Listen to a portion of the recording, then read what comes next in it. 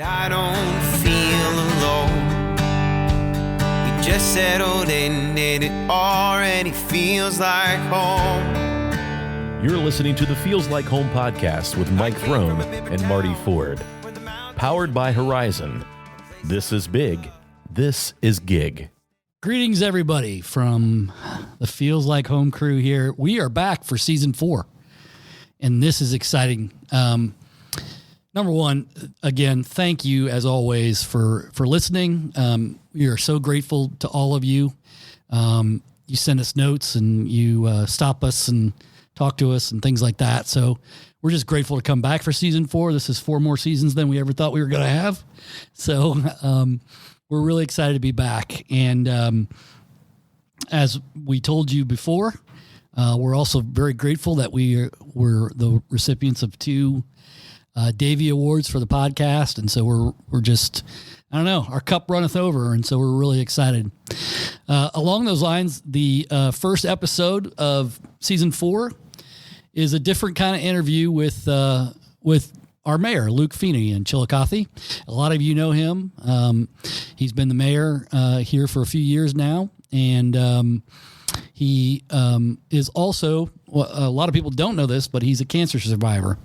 And we have always intended to have Luke on to talk about that journey. And we thought no better time, since we were going to start in November, which is Men's Health Month, that we have that conversation. And so, first of all, I just want to say, if you're out there and you're struggling with cancer, our hearts go out to you. We're praying for you. And we hope that you listen to this and find some hope in the journey. But I think Luke's story is a great one. And maybe you listen at the end here and find out if he's going to run again next year, or maybe not. I don't know. So thanks again to everybody for Feels Like Home. And this is our conversation with Mayor Luke Feeney, City of Chillicothe. Well, we're very excited to have on Feels Like Home the mayor of the City of Chillicothe, Luke Feeney. But we're not going to talk a ton about mayoral city stuff today. So thanks for coming on. Thanks for having me. Yeah. So one of the things that I talked about with Luke when we first started doing this is that a lot of people don't know. In fact, many people that I know and that I've told this story to, like the last couple of days, are like, Luke had cancer? And, it predated your very public role. So I think that's part of it. But a lot of folks don't really understand that there was a point in time when you were battling cancer for a good part of a year, and probably a little bit more, right? Yeah, it's it feels like a different lifetime now, but in those years, it was 2008 was when I was diagnosed. It was all encompassing. But yeah, before public life, and it's not really something that I hide. It just doesn't come up a lot. Right. Yeah. And it's funny because I remember we did a tax panel or something in town, and you were at the tax panel. And when they came back with the photos, when I was working at the Gazette, I remember saying, "Hey, who's this guy in the middle?" And they were like, "Oh, it's Luke Feeney. He's an attorney with Southeast Ohio Legal Services, and he's actually going through chemo." And I was like, "Oh." And I think that was probably the first time I'd ever heard of you. So let's go back to 2008. And you and I have had this conversation before, but I think it's really interesting to, how this whole thing evolved. Like, when did you start noticing changes about yourself that ended up with this diagnosis? Sure. Well, first off, I'll say I am, my mother grew up on a farm, and I can remember ever since I was a kid, injuries, illness, it was rub some dirt on it and it'll be all right. I was never the one that rushed to the doctor.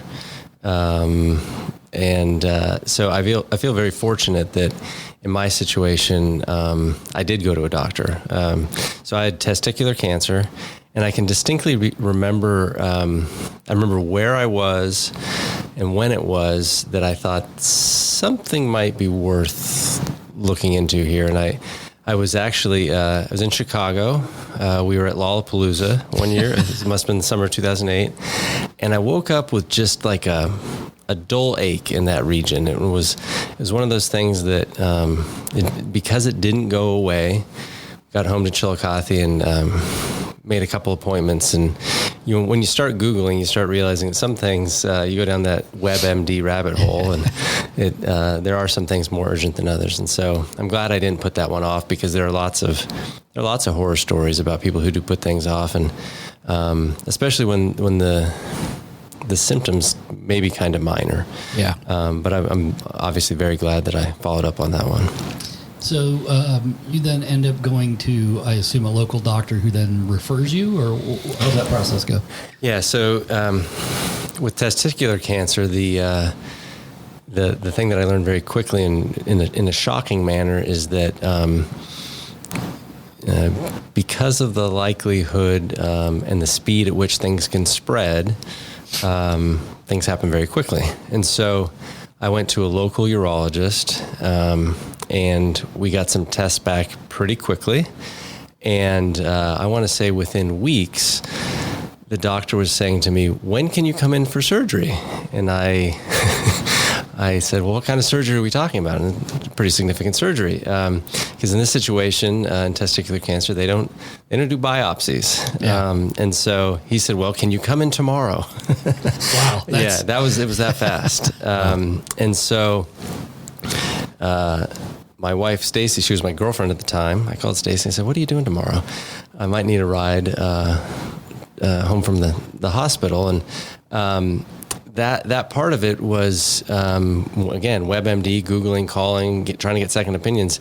The quick response and feedback was, there's really just one option here. Wow. This is not a region you do biopsies in, and that sort of thing. And so, and the reason for that is because, every cancer has a different sort of path that it spreads and speed. And I think we all know somebody that has had one form or another.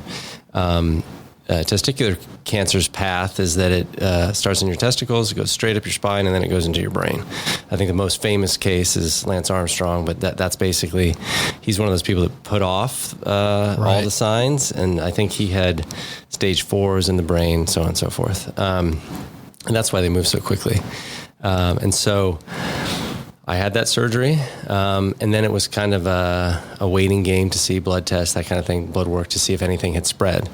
And unfortunately, as quickly as that surgery had happened, there was spread. And so then we had to figure out the next path forward, right? Because the surgery didn't get it all, which meant that it had started to spread up my spine. And there's multiple types of testicular cancer. You can have 1, 2, 3, I think maybe even 4 types. And essentially what had happened was the cancer started spreading up my spine, and my family and I had to figure out what the next path forward was, because there were some options. We are very fortunate to have the James Cancer Center nearby, and actually Indiana University in Indianapolis is actually one of the 2 centers in the world that is like the place to go for testicular cancer. The other one's in New York City. And I was fortunate to be able to be seen by the same oncologist that Lance Armstrong actually saw, and that was just in Indianapolis. And so it was, I think I was out of network for insurance, but amazing how reassuring it is to go to sort of a preeminent person. It's just a couple hours away. And I got an opinion from him, and I actually went to the James for my second opinion. And I'll never forget, they kind of looked at me funny and they said, "Well, why are you here? Why are you here for a second opinion? You already went to the source." But that's just kind of my approach to it. Was very analytical. It was like a problem solving, and going through it with my family was kind of, here's a problem we're going to tackle. We're going to get second opinions and just tackle it head on. And so that was actually was around this time in 2008 that we made that next decision for the next path and treatment. Yeah. And you mentioned that you weren't married yet to Stacy, but were your parents living far away at that point? Yeah, they were. They were in. I think they were in Washington State at that point. They were in Seattle, and so are they coming back for these visits, or how's that working out? Yeah, so especially the stuff that happened quickly. It was so fast that they weren't even able to get back yet. Right. And I'll never forget. I talked to my dad, and we had this very specific conversation where I said, "I'm going to talk to you about the technical stuff and the worrisome stuff." And you and I are going to process it, and we're going to, tackle it and have a plan and approach. And you're going to tell Mom I'm all right. That's how we're going to do this. That's exactly how I would have done it as well. Same. Exactly. Yeah. I was, you tell Mom I'm doing okay. And that's going to make it a lot easier for me to get through this, because I'm not going to worry about her worrying, and she's going to know I'm all right. And so that's how we did. And we did that way all the way through. And so,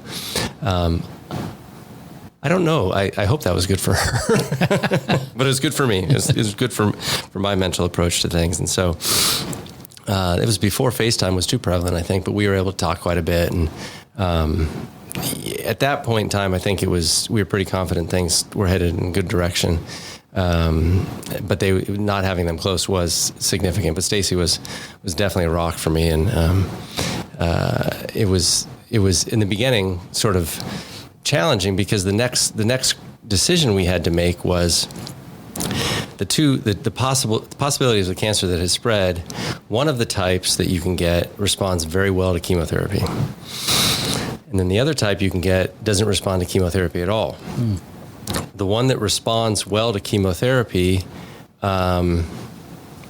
is also fast moving, and the one that doesn't respond to chemotherapy is slow moving. You just have to cut it out. And so it was a weird sort of balance of how are we going to tackle this thing? Yeah. And I would imagine if it's going up your spine, that's a very sensitive surgery as well, right? Absolutely. Yeah. And so we had a decision to make, which was essentially, are you going to do a preemptive surgery to remove the lymph nodes along your spine, which basically means that when you do that, the cancer has no path to go. Right. Or do you kind of want to wait and see what happens? Maybe do chemo. It may or may not work. But if you only have the type of cancer that responds to chemo, and we do chemo, you're good to go. But if the non-chemo type has spread, then we're going to have surgery anyway. So the whole family, we make this decision. We make the decision to do the surgery. And the surgery, it's called a retroperitoneal lymph node dissection, RPLND, a lot easier to say. Yeah. And they basically split your belly open, and go through around your stomach to get to the spine to cut out the lymph nodes. I think it's laparoscopic now. I think it's gotten more manageable. But at the time, it's a pretty serious surgery.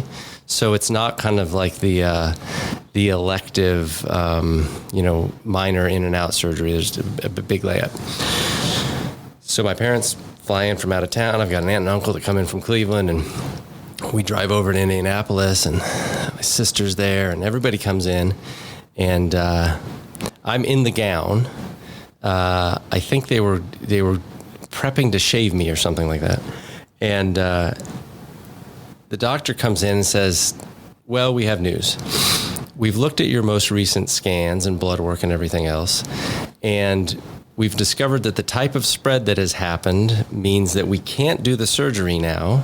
Oh, boy. So all this effort to go, okay, we're going to do the surgery, we're going to get through it. Can't do the surgery. Now you have to do chemo. And when the chemo is over, hopefully it gets it all and we don't have to do surgery. So there's this weird kind of, I've bit the bullet. We've all made this decision.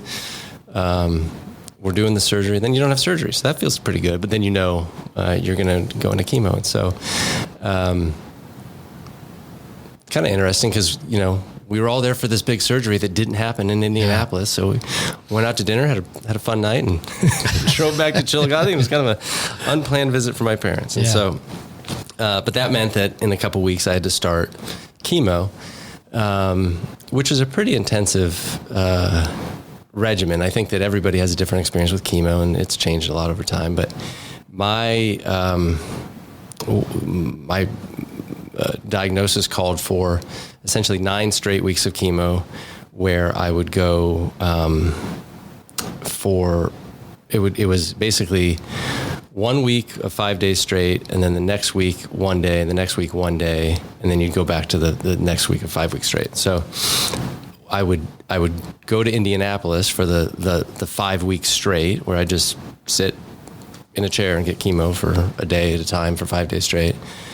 Stayed near campus there, and then I'd come back to Chillicothe and I'd do chemo once a week at Adena and go back, and that was a 9 week cycle. And so we did. I had Stacy came over for a time, my dad came in for a time, and I think we did New Year's Eve in Indianapolis that year. We went to, I think it's called St. Elmo's, the steak place. Yeah. Oh, yeah. Got some, what is it? The shrimp and the shrimp cocktail. Yeah. And the steak are like the features there. That's it. Yeah. So that was, and we were able to have these moments where it was, I was nauseous here and there, but not too bad. And, a big part of it for me was trying to stay positive, healthy throughout. There was a moment over, I think we actually did Christmas. My sister and brother-in-law lived in Orlando at that time. We were able to go to Florida. And the best thing about my doctors during that whole period, you get in, again, WebMD, you Google, and everybody, don't fly. Don't be around people. Don't be around the germ. And for everybody has a different experience.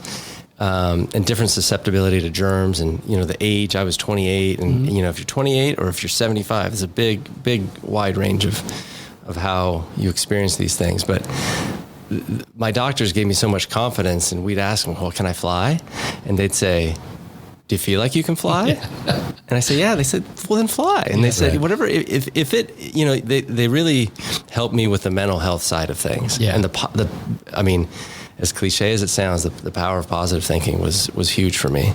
And so through that span, it was cold, but had family around me and people I loved, and people that loved me, and were able to really stay positive, and even tried to do little things like walk on a treadmill and just try to stay as normal feeling as I could while my hair fell out and that sort of thing. Yeah.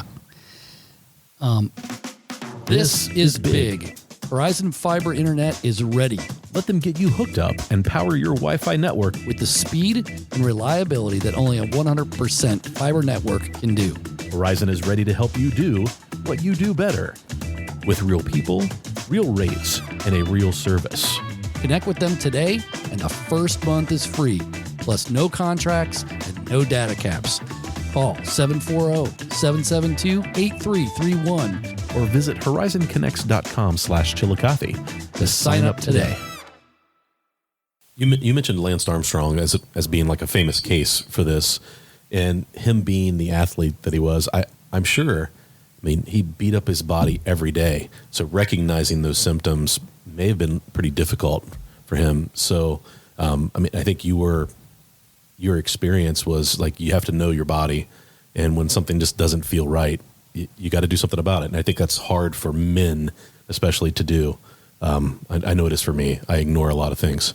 So yeah, I still do to this day. As glad as I am that I didn't in this moment. There are all those nagging things, and you think to yourself, well, it's probably nothing, or it'll get better with time, and a lot of times you go to the doctor and they reassure you that it's nothing, and it will get better with time.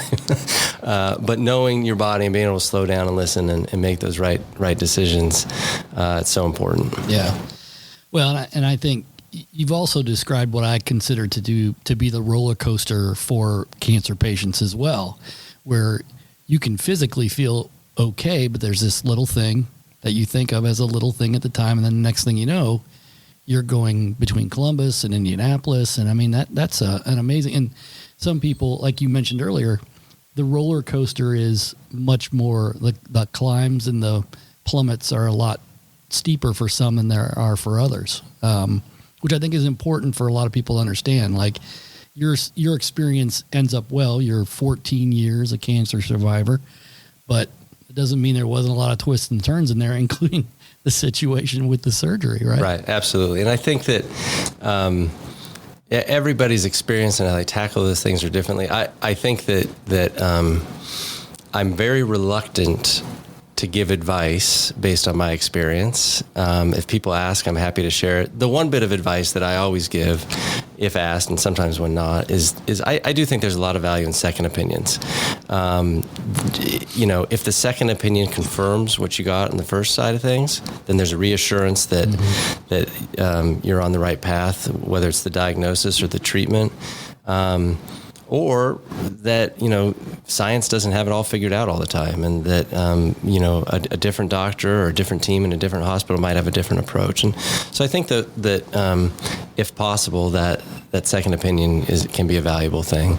But because everybody's experience in cancer and the way it affects their bodies and the age and the relative health. I mean, I remember one of the doctors telling me going in, you want to ask all these questions, and all of the data and the percentages are based on the full range of people that ever had that particular cancer, which is everything from probably a 10-year-old to a 90-year-old. Right. And you just get lumped into that data. And they were so good about discouraging me from dwelling on any of that because, they said, you're a 28-year-old pretty healthy male. Like, that's a different thing from a 75-year-old, whatever. And so being able to step away from the internet, and honestly, that plan for me, where I didn't spend a lot of time talking about the cancer itself with my mom, that was a plan that worked pretty well for me, and the way my brain works and the way my heart works. That's not a plan that I recommend for everybody either, because some people would say, how could you, that's exactly who I would have to talk to about the whole thing. Sure. But my dad and I approached it like we might approach a first home purchase or advice for seeking a job or something like that. We had a plan and we tackled it. Yeah. But there were, like you said, there were bumps along the way. So much of it is a mental game too, right? With Absolutely. yourself and with the people around you. And I think that when Mike's talking about the roller coaster of cancer, it's not just the physical roller coaster that you're on, but the mental roller coaster that you find yourself on. So I'm managing that would be really tough, I think. Yep. So it sounds like you came up with a great game plan, and I think that's if anybody takes any advice from that is like you got to game plan this thing. Absolutely, yeah. We knew it was going to get worse. Whether it was chemo, whether it was surgery, I was going to be more tired. I was going to be beat up. So coming up with that game plan, and that was in hindsight a good use of that time and energy before things got real heavy. Because we did, get punched in the nose a couple times and we got back up and again, it doesn't work for everybody. And I'll say this, I wasn't familiar with meditation or journaling or all these things that have come a little bit more, I don't know if you call it pop culture or just culturally aware. And I think that those things, if I was more aware of them at the time, I would have thought a lot about, because I think that can help with the mental space. The hospital in Indiana had some interesting, volunteers and support. So they'd come in and say, "You want to try watercolor?" And I'd never thought about it before, but that was just sort of like, yeah, I'll try. So somewhere I've got some watercolor bookmarks that I made. Things that it just distracted you. Or another odd thing is I watched a lot of 2.5 Men for some reason. That was a period of my life where there's a lot of and NCIS. Those are the two shows that for some reason I watched a lot of. You turned into a 65-year-old guy. Yeah. I don't know if those helped with the mental health or not, but it was a thing. Laughter is a big, a big healing thing. So, oh my gosh, the laughter. So I'll never forget, the care and support I got. The favorite care package that I got, and Mike, I might have told you this before, but some friends that lived, I think they were in New Hampshire area at the time, and they sent me a big box, and I open it. The first thing I see is Spaceballs the movie, and then the next thing is the DVD of Dodgeball. Nice. And then everything is like there's just one after another, and that was exactly what I needed, because I wasn't looking for I kept going to work as long as I could. I wanted everything around me to be as normal as it could be. And so the way my my sense of humor worked, those friends were they nailed it. So it was good stuff. So what would you consider the lowest point of that journey? Yeah. So 9 weeks of chemo. At this point, I was really lucky with the nausea. You know, I had steroids and some other stuff they do to keep the nausea down. Hair's all gone, and we are in Indianapolis. This is probably right after New Year's, and my dad's there, and it's the point where we find out whether or not the chemo killed all the cells or if there was the other kind that's still there. So I had a surgery in September, October, then I have 9 weeks of chemo, and then it's decision time again. Okay. So, and the decision is, do you need to have that surgery that you volunteered for 9 weeks before? And doctors come in and you can tell almost immediately, okay, we got bad news. You're going to have this RPLND that we talked about. And I think I was just tired by then, you know, but even in this moment, there was some comedy because, you know, I think I'm actually getting chemo at the time they tell me this. I'm in the hospital chair, and you know, I think I was just like exhausted. I probably just broke down at that point. And it's kind of like the physical space is awkward. So my dad's in this chair sitting kind of near me, and I'm kind of like, you know, in the chair, but I got the thing in my arm and I getting the chemo, and there's just weird, you know, there's no real hugging opportunity. So he just kind of leans over and places his hand on my head in this kind of funny way. And so looking back on it, even that we're able to laugh because it was just kind of this in hindsight kind of, I'm sitting here, so it can't be funny, but, you know, just in that moment, it's kind of like, he was there for me, but it was also comedically, you know, what do we do in this moment? And that was the low moment, I think. I think just because I was so tired. Yeah. And then it was, the chemo had beat up your body pretty good. And so it was like, you got to get healthy enough to have the surgery again. Right. But we have to do it so that the cancer doesn't spread to your brain. Mm-hmm. And so then, you know, that was the next thing. I had that surgery. I had that surgery in Indianapolis. The surgery itself, I think, was pretty smooth, relatively speaking. No real complications other than there was something about, they had to keep me longer than they expected because something wasn't draining correctly. And so we end up coming back to Chillicothe with like this thing sticking out of me for drainage, like basically between one of my ribs, which was a little awkward. But it was basically meant to continue the process that had started in the hospital. And between like the day that I had gotten home and the next day, there was some incredible pain, and it had just gone downhill real fast. So I ended up at the emergency room, and you could just tell that the situation that I arrived in, they weren't used to seeing. It was kind of like, there's a guy, he showed up, he's got these tubes. Yeah.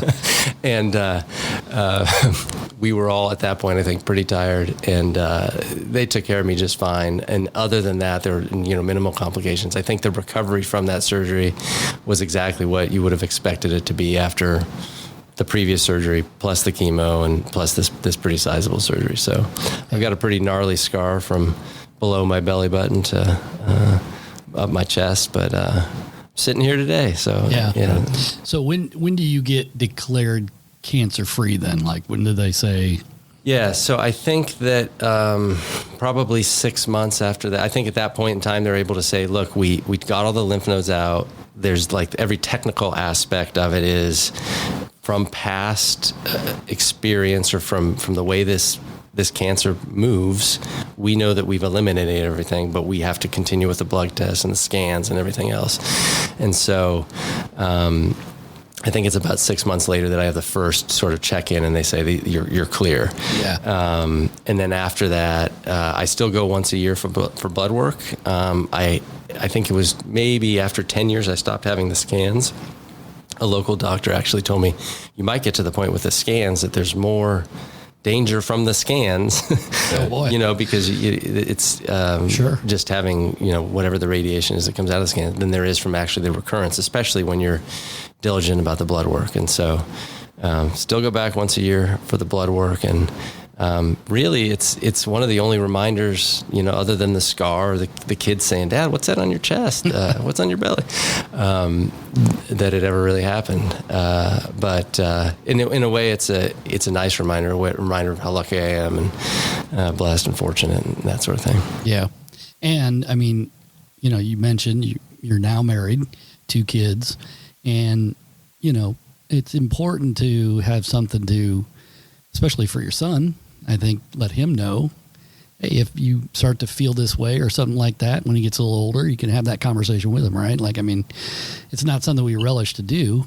Right. I have a son and I don't relish that conversation either, but we're going to have it at some point in time, right? Yeah, for sure. Marty, like you said, like the listening to your body and getting over that embarrassment or whatever it is, and just being, you know, having that relationship or comfort level with somebody, or figuring out, like, if you don't have that comfort level with your doctor, figure out a way to have a conversation with some doctor about what those ailments are and staying ahead of some of those things. Yeah, I think that makes you think about, if you can't have that conversation with your doctor, maybe you need to find another doctor. Yeah. And, you know, you have to have that comfort level to have those kind of conversations. Sorry, I didn't mean to jump in the middle of that. No, that's fine. So what do you think what do you think is a big lesson that you learned from that whole journey, or maybe lessons that you would pass on to other people, just in terms of, like, maybe more grateful? I don't know. What is that for you? Sure. I think there are a lot. I think maybe the biggest is just an appreciation. Not always, you know, I do need to remind myself to slow down and appreciate things around me. But, you know, how fortunate I was to be in a situation where the healthcare and the experts and the support around me, the family, and I hope to carry that with me my entire life. And when I can, when things are in my mind, it's a bad day, it makes it a little bit easier to remember that people are having really bad days. Right. Like, my trouble today, it's nothing. And I think that if I'm able to remember it when I can, helps me put things in perspective. Just knowing how fortunate I was to have the people around me, Stacy, mostly there every day. And then, you know, family, even though they were far, being so supportive. And I think it's a strange thing to say, and I'm almost reluctant to say it, because I know so many people have just such terrible experiences with cancer. But my time has given me the ability to look back on the experience in a positive way. Yeah. The pain, the you know, how tired I was, all those things. What I have for the experience now, in hindsight, is appreciation, which is sort of a strange thing to say, but it's true. And then I think, like we were talking about before, the plan, you know, you're going to get punched in the nose. And I think having the plan there to know when you get punched in the nose, because you will, what are you going to do next? And not having to come up with it in the moment. And you have to give yourself time and space and your family to, you know, allow for that time to hurt. Yeah. But getting right back up is important. And that applies to many things, totally outside of cancer, but being able to stop and plan and have people be with you in that plan. And you know, the way I wanted to tackle it, I don't know, like I said, I don't know if my mom, my dad, and Stacy wanted to tackle it that way, but they got along, they got on with me how I wanted to, and it worked out really well for me. And so I think knowing yourself and knowing that approach makes a big difference. Yeah. Do you think that, having gone through that ordeal, do you tackle problems or make decisions differently today than you did before? Yeah, I think I probably do, or it like maximized or made extreme how I already, it reinforced that this is, it just either the way my brain works or the way, for better or for worse, I tackle things.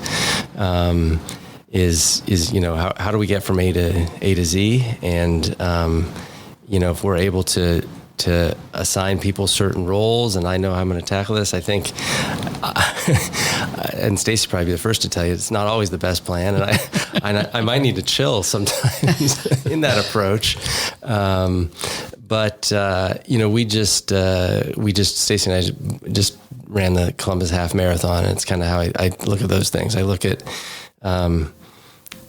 by whatever date I need to be able to run 13 miles, and there's a plan between week 1 and week 12, and there will be some hiccups. You might not get all the miles in those weeks, but stick with that plan. You'll get to 13 miles at the end. And so we can't always control the outcome with cancer, but that mental space, I think that positive approach and having a plan of attack does make a big difference. Yeah.